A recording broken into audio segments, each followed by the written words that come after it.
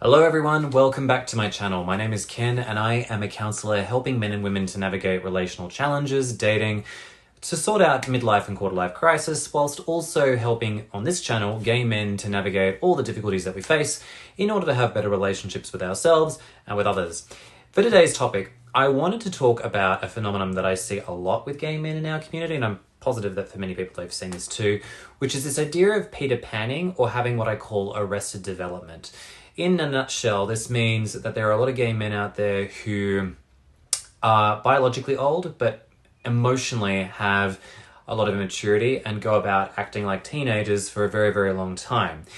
If this video is of any help or has just been educational for you, please feel free to like, subscribe, and if you want to talk about your own experiences with Peter Panning, feel free to share with me in the comments below. It greatly helps me out in just appreciating what's resonating with you guys too. So let's talk about development. When you think about the development of a teenager to an adult, there's usually a lot of things that are required in us to feel like we're making that transition.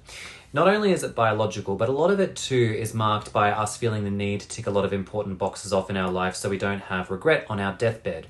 These things might include from important things like I want to travel, I want to have a certain amount of money, I want to be able to achieve certain things, I want to be able to get a promotion at work that I feel proud about, I want to do scuba diving, and they may even include sexual pursuits, like I want to have an open relationship, I want to be pansexual, I want to explore my sexuality.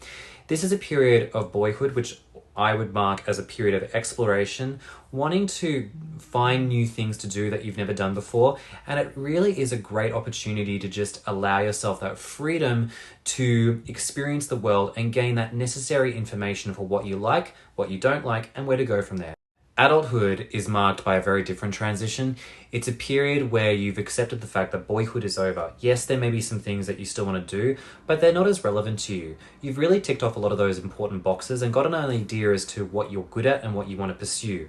And you're interested in creating a legacy of serving others and also giving back to a community and doing it in an authentic way because you found what you love and you want to be able to build something. This is a period where family matters, and it may not necessarily involve kids, but it's that idea of wanting to be part of growing something, maybe with another person, or at the very least with a group of people who you feel connected to. And it's that real stage of feeling like you're now ready to settle and not necessarily be complacent, but you're ready to have a life with someone and people who are of a similar emotional maturity as you, because you've done all the things that you needed to in childhood, in that boyhood, which is a really important phase to have, and this phase is equally important too. However, I find that a lot of men, straight and gay, get it twisted, and often the development suffers as a consequence, where either a man will go into adulthood before they're ready and they haven't ticked off a lot of those important boxes off, or they do the reverse and linger too much in boyhood without ever really willing to grow and enter that phase of adulthood. So how that manifests in real life terms is the people who are in jobs which they hate because they're not following their heart and doing things that they've always wanted to do, regardless of whether it has any long-lasting consequence. These are the people who want to get out of their boring 9-to-5s and stop worrying about creating a future and just live in the moment. And these people are often in really difficult relationships with partners where they often feel like they've settled way before they were ready and they're really doing things ahead of time and it's not really working for them. And this I find is particularly true amongst straight men. That's just been my experience with seeing this, and it definitely has caused a lot of them to feel like they've shot themselves in the foot. And then what I've noticed, particularly for gay men, is that we have a tendency to linger in boyhood. And this is based on my experience with working with a lot of clients from a lot of different backgrounds. And the way this manifests is we have a lot of gay men who want to achieve a lot of things for external validation. They want to continue to go to these beautiful places, to show off at the most amazing looking apartments, to have the best looking boyfriends, and to do all this external stuff while still being able to enjoy all the fruits of being able to have a sexually freeing life by going out to all these parties, by going out to all these different experiences. And the problem is that for a lot of these men, you know, they may be like, oh yes, I'm ready to settle down with someone, but they're not really. They still want to enjoy the fruits of feeling all this attention and glamour. And even if, for example, a couple go and have kids, they're still wanting to have a Coke binge and enjoy a big party because they can't live without that excitement and adrenaline. They haven't learnt yet to realize that stage is over and they've got to move. And the reason this is incredibly problematic is that we often see in our community that there are a lot of men who are still looking to have threesomes, they're looking to have open relationships, and there's nothing wrong with wanting to have that. However, to be in such an experience like that often denies us the opportunity to actually take accountability for another person's feelings. And often it's usually done as a way of trying to avoid emotional responsibilities and that depth of emotion. And so it's something that you would eventually get to as you mature, because you realize, I don't really want to do this anymore because I would feel like I don't want to go out to parties anymore because I don't like enjoying a hangover.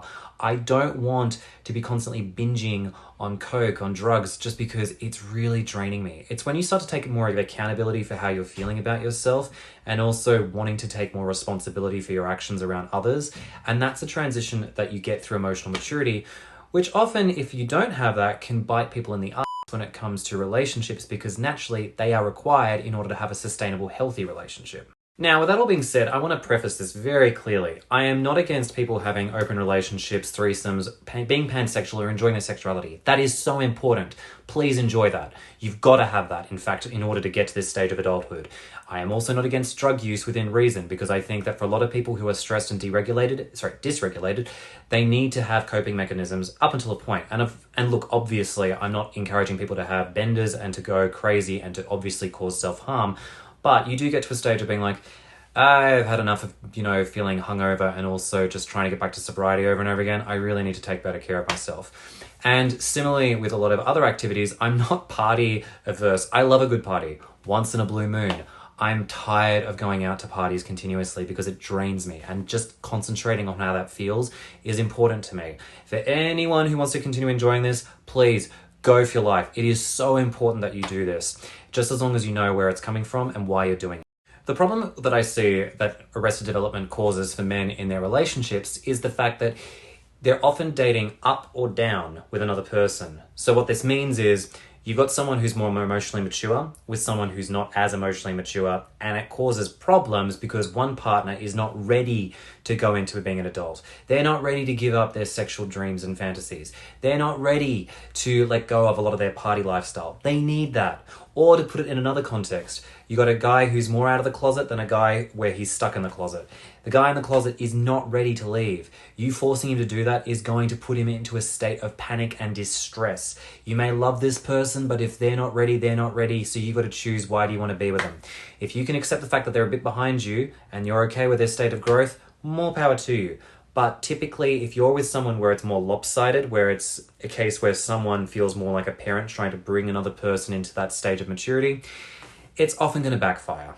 But on the flip side, I see too many people too, particularly men, who are like, I'm ready to be in a relationship. They're not ready to be in a relationship. They want to party. They want to have sex with many guys because they haven't fulfilled that yet. But for some reason, they're scared to actually own up to the fact that they want to do that, and they're not worried about, having a legacy. For a lot of men, it's very much about, I want the appearance to show that I'm doing all the things. Maybe it's for their parents. Maybe because they feel shame at the fact that they actually yearn for a bit of sexual freedom.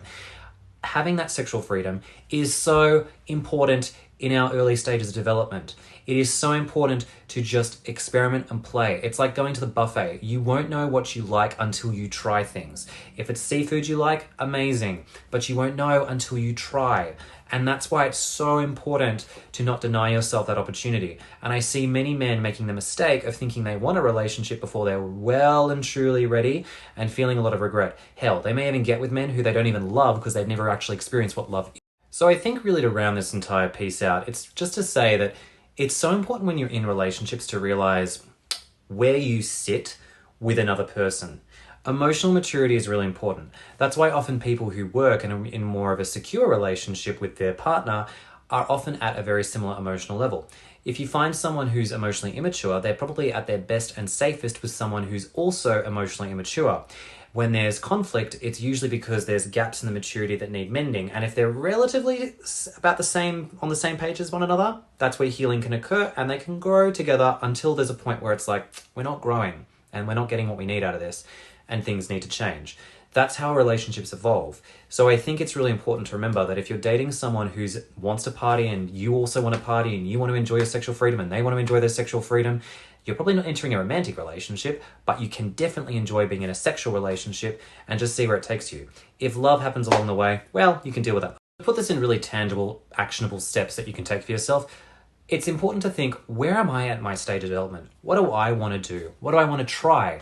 And it's important to actually articulate that information to someone, because if they're on the same page and like, yeah, I want to try this too and see what it's like, go for it. And even if it doesn't work out, that's still relevant information. Any information in dating and relationships helps you better understand what you're looking for and what you need. And that information is also going to change in terms of its relevancy. As you mature, were you looking for friends with benefits back then? Or are you now more into more of a romantic relationship? If you still want to have a non-typical relationship that you feel will work for you, go for it. Because like I said before, it may not work for me, but it will probably work for other people. But it's really important to figure out that sort of stuff. In any case, thank you for watching. This is actually going to be the last gay content that I do for a while, as I'm going to focus to more of a general audience, but I hope you got some value out of it, and I'll be with another video next week. Bye-bye.